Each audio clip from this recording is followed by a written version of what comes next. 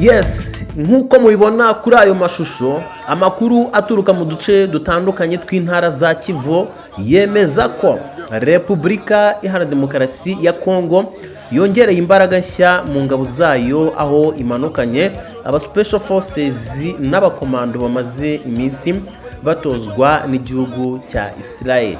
Ni ukuvuga ngo izi ngabo nshya zije gushimangira imirongo ya gisirikare mu rwego rwo kongera ubushobozi bwo guhangana n'imitwe yitwaje intwaro irimo cyane cyane umutwe w'inyeshyamba wa M23. Nk'uko amasoko ya hafi y'izi ngabo abivuga, intego nyamukuru y'izi ngabo ngo ni ukubohora imijyi ya Bukavu na Goma, imijyi ifatwa nk'ingenzi mu mutekano n'imiyoborere mu burasirazuba bwa Repubulika Iharanira Demokarasi ya Kongo. Bivuze ngo urugamba nibwo rugiye gutangira. Abasesenguzi b'umutekano bagaragaza ko uku kongera ingabo ku rugamba bigiye guhindura isura y'imirwano, mu gihe imiryango mpuzamahanga ikomeje gusaba impande zose kugabanya imirwano no kwirinda ibikorwa byashyira mu kaga abasivili. Kugeza ubu ubuyobozi bwa gisirikare ntiburatangaza ku mugaragaro umubare w'izi ngabo nshya cyangwa igihe nyacyo ibikorwa byo kubohora iyo mijyi twavuze byatangirira, ariko abaturage bakomeje kuba maso biteze impinduka nshya mu minsi ya vuba. Reka tunyarukire rero ahitwa Ikavumu, mu gace ka Kavumu muri teritwari ya Kabare. Ubuyobozi bw'ishuri rya Saint Joseph School Complex bwafashe icyemezo cyo gusubiza abanyeshuri mu ngo zabo bitewe n'amasasu akomeje kumvikana muri izo nce. Nk'uko amakuru aturuka muri ako gace bivuga, imirwano irimo imbunda zoroheje n'iziremereye ndetse ikaba yatangiriye mu gace ka Murangara, ihuza abarwanyi b'umutwe wa M23 ndetse n'igisirikare cy'u Burundi. Nubwo iyo mirwano yatangiriye Murangara, urusaku rw'amasasu n'ibisasu ruri kurushaho kwegera Kavumu, rukaba rwumvikana neza, ari nabyo byateje ubwoba mu baturage ndetse n'abo banyeshuri bagasubizwa mu ngo. Mu rwego rwo kurinda ubuzima bw'abanyeshuri n'abarimu, ibikorwa by'amashuri byahise bihagarikwa by'agateganyo, mu gihe abaturage basabwe kuba maso, kwirinda kugera mu duce dufite ibyago no gukurikiza amabwiriza atangwa n'inzego z'umutekano.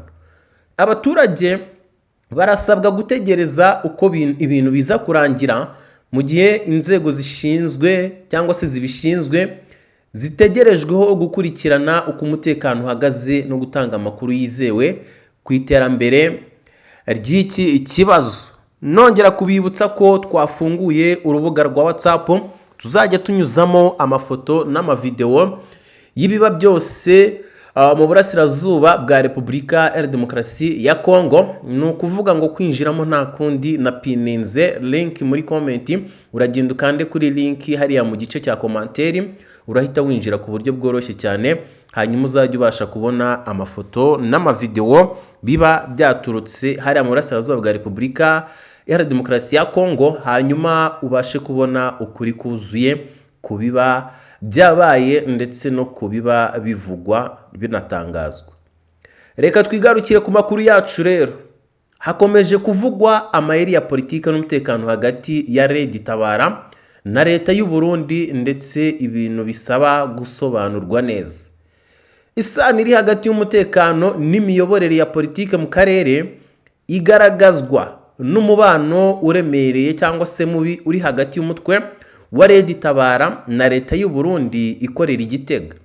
Raporo zitandukanye z'impuguke z'umuryango w'abibumbye zirimo n'iya 2016 S/2016/466 zagaragaje ko Red Tabara yagiye ifashwa n'u Rwanda mu buryo busa n'ubwagaragajwe ku mutwe wa M23. Ibi byatumye leta y'u Burundi ifata Red Tabara na M23 nk'imitwe ifitanye isano, yibonamo ibikoresho bya politike n'igisirikare byifashishwa mu guhungabanya umutekano w'akarere. Ku ruhande rwa Gitega, ikibazo cy'umutekano gikomeje gutera impungenge bitewe n'uko Red Tabara ikomeje kugira ibirindiro mu ntara ya Kivu y'Epfo muri Repubulika Iharanira Demokarasi ya Kongo. Ibi byarushijeho kugaragara mu gihe umutwe wa M23 wafataga umujyi wa Uvira, ibintu byatumye ubuyobozi bw'u Burundi butinya ko Red Tabara yakwifashisha uwo mujyi nk'ahantu ho gutangiriraho ibitero bigabwa ku Burundi. Nubwo leta y'u Burundi ishingira ku mpamvu zumvikana zijyanye n'umutekano w'igihugu, hari kandi ikibazo cy'impunzi nyinshi z'abanyekongo ziri ku butaka bw'u Burundi, ibintu byatumye igihugu gikomeza gufunga imipaka igihuza na Repubulika Iharanira Demokarasi ya Kongo. Icyakora bamwe mu basesenguzi bagaragaza ko hari n'indi ntego ya diplomasi igamije gushyira igitutu kuri Leta Zunze Ubumwe za Amerika. U Burundi bukagaragaza ko atari M23 yonyine itubahiriza amasezerano ya Washington, ahubwo ko na Red Tabara ikiri umutwe yitwaje intwaro ukorera ku butaka bwa Repubulika Iharanira Demokarasi ya Kongo. Aya magambo u Burundi buyavuga bwifashishije amasezerano ya Washington, ashimangira ko imitwe yose yitwaje intwaro y'amahanga ikorera muri Repubulika Iharanira Demokarasi ya Kongo igomba gushyira intwaro hasi igasubira mu bihugu ikomokamo. Ku bw'u Burundi, Red Tabara ifatwa nk'umutwe w'iterabwoba, bigatuma leta itabona ko wagirana nawo ibiganiro bya politiki. Gusa ubuyobozi bw'igihugu buvuga ko bwiteguye kwakira abarwanyi ba Red Tabara, aho abagize uruhare mu byaha bakurikiranwa n'ubutabera, mu gihe abataragize uruhare mu byaha bakongera kwinjizwa mu buzima busanzwe bikozwe hakurikijwe amategeko y'igihugu. Ikibazo gikomeje kwibazwa n'iki: ese Red Tabara izahitamo inzira y'amahoro yemere gusubira mu Burundi ishingiye ku masezerano ya Washington, cyangwa izakomeza inzira y'intambara igamije guhirika ubutegetsi bwa Gitega? Ku bitekerezo mufite rero kuri ino ngingo muraza kutubwira muri komenti, mugende munatwereka ko turi kumwe, mukanda like, muduha komenti zigiye zitandukanye, muduha ibitekerezo bigiye bitandukanye. Katunyarukire ku yandi makuru rero akomeye cyane. Biravugwa ko umuhuzabikorwa w'ihuriro Alliance Fleuve Congo, akaba yitwa Corneille Nangaa, yaje kuba yatangaza amagambo akomeye cyane, ndetse yashyize mu gatebo kamwe ubutegetsi bwa Perezida Felix Antoine Tshisekedi Tshilombo wa Repubulika Iharanira Demokarasi ya Kongo n'ubwa Juvenal Habyarimana wigeze kuyobora u Rwanda kubera politiki yo kuvangura abantu bahuriyeho. Nangaa yabigarutseho mu kiganiro aheruka kugirana n'umunyamakuru akanaba umushakashatsi Bojana Koribari. Muri iki kiganiro Nangaa yagarutse ku ngengabitekerezo n'ivangura ubutegetsi bwa Repubulika Iharanira Demokarasi ya Kongo bumaze igihe bwigisha, agaragaza ko byumvikanisha umugambi wa jenoside ishobora gukorerwa andi moko atuye muri kiriya gihugu. Yavuze ko muri iki gihe nubwo abatutsi ari bo bakomeje kwibasirwa, ejo cyangwa ejo bundi bashobora kwibasirwa, cyangwa se ejo n'ejo bundi andi moko ashobora kwibasirwa.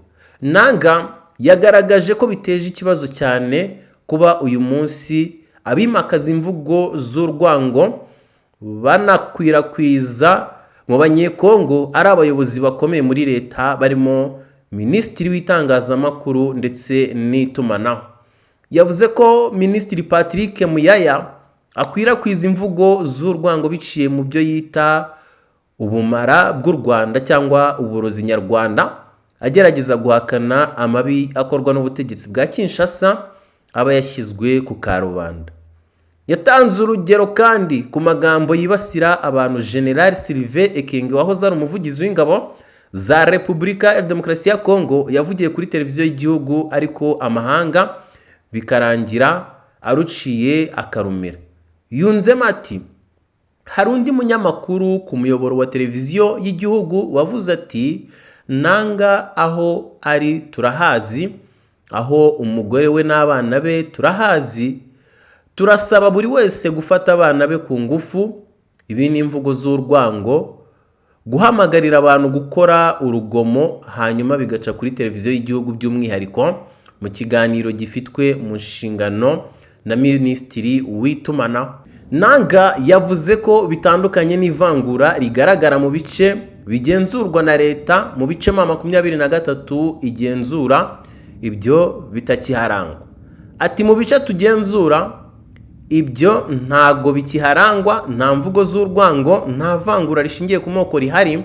Ntutuzi ngo umunyakasayi ninde, nituzi umukatanga, umututsi cyangwa se umunande, twese turi hamwe. Colonel Nanga by'umwihariko yagarutse ku byo leta ya Repubulika ya Demokarasi ya Kongo yise umunyekongo kuri se na nyina, byasize bamwe mu baturage b'iki gihugu biswe abanyekongo buzuye, abandi bagirwa ibice. Avuga ko byagize ingaruka ku bantu benshi barimo Joseph Kabila wigeze kuba perezida wa Repubulika ya Demokarasi ya Kongo n'umunyapolitike Moise Katumbi.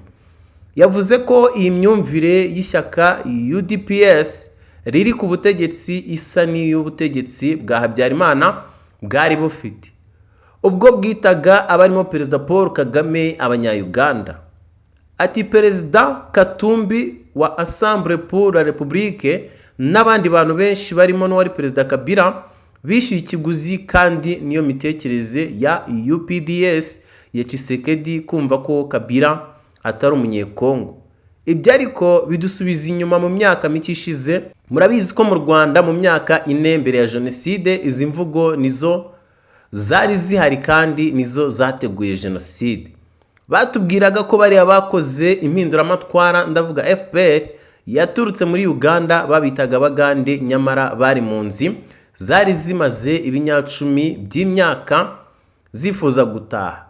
Yemwe na Perezida Kagame yiswe umugande, ndetse na 23 yitwa Abanyarwanda, Nanga bamwita umunyarwanda.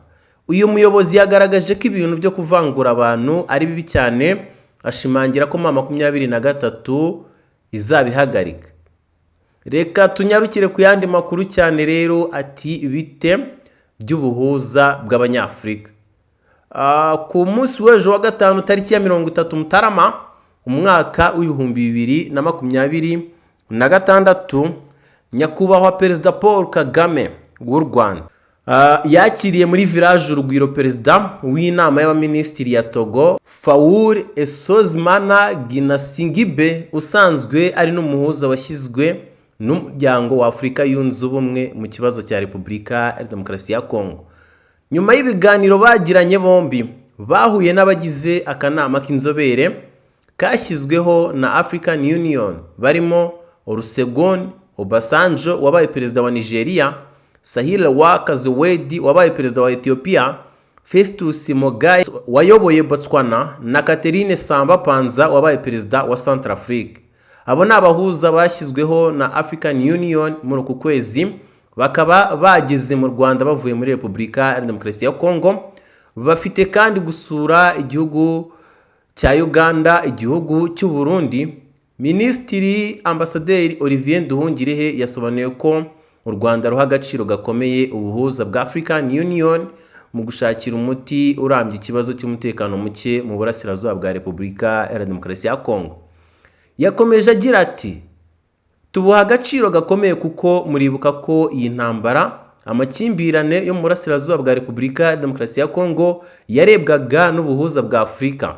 Muribuka ibiganiro bya Nairobi byahuzaga abanyekongo ubwabo, n'ibiganiro byari byarashyizweho na East African Community na Perezida Uhuru Kenyatta, akaba ari we wayiyoboraga. Ariko muribuka uko byarangiye.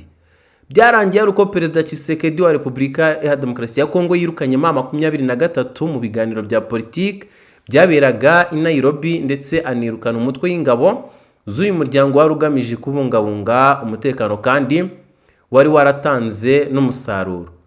Ubwo ingabo za EAC zari muri Repubulika ya Demokarasi ya Kongo, 23 yari yemeye gutanga 80% by'uduce yari yarigaruriye, ndetse n'agahenge karubahirizwa kuko wari hagati y'ingabo za leta n'iza 23.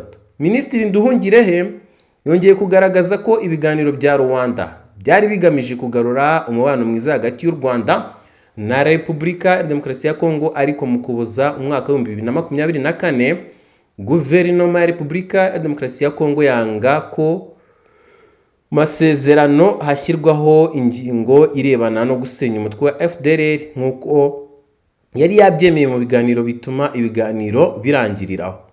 Nyuma y'ifatwa ry'umujyi wa Goma, nabwo ibihugu bigize umuryango wa SADC na EAC byongeye guhura, ariko Tshisekedi ashaka kujyana ibiganiro mu mahanga, aribwo hatangiraga ibiganiro byo muri Katari bihuza Repubulika ya Demokarasi ya Kongo na M23 n'ibyo muri Amerika byayihuje n'u Rwanda. Ati twifuje ko ubu buhuza bwa Afurika bwakongera ingufu muri ibi biganiro kugira ngo noneho turebe uko twashyira mu bikorwa amasezerano yamaze gushyirwaho umukono, kuko aya Washington yo yamaze gushyirwaho umukono, igisigaye ni ukureba uko twayashyira mu bikorwa. Yasobanuye ko ubuhuza bwa African Union n'ubwa Qatar na Amerika byose byuzuzanya mu rwego rwo gushakira umuti urambye ikibazo cy'umutekano muke mu burasirazuba bwa Repubulika ya Demokarasi ya Kongo n'akarere muri rusange. Yerekanye kandi ko abahuza ba African Union batazatangiza ibindi biganiro bishya, ahubwo bagiye gufasha abahuza bari bariho, ni ukuvuga Amerika na Qatar, mu gushyira mu bikorwa amasezerano ya Washington ibihugu byombi byashyizeho umukono mu mpera z'umwaka ushize, no kuganira kuri ayo masezerano yandi ya Qatar mu gushaka amahoro arambye. Yibukije ko kuva amasezerano ya Washington yashyirwaho umukono nta kindi kintu kirakorwa, bityo ko hakenewe kongerwamo ingufu, ndetse n'ibiganiro bya Doha nabyo batarasubira mu biganiro. Ngayo amakuru twari tubafitiye muri kino gitondo cyo ku itariki 31 Mutarama umwaka w'2026. Reka tubashimire cyane tubabwira ngo mukomeze kugira ibihe byiza. Abatangiye weekend kabisa mukomeze mwenjoyinge neza cyane, mbibutsa ko turi gusoza ukwezi kwa mbere, tuboneraho tubifuriza intangiriro y'ikundi kwezi gushya kwa kabiri, ukwezi kuzababere ukuburumbuke kabisa. Turabakunda cyane, reka mbabwire ngo mukomeze kugira ibihe byiza.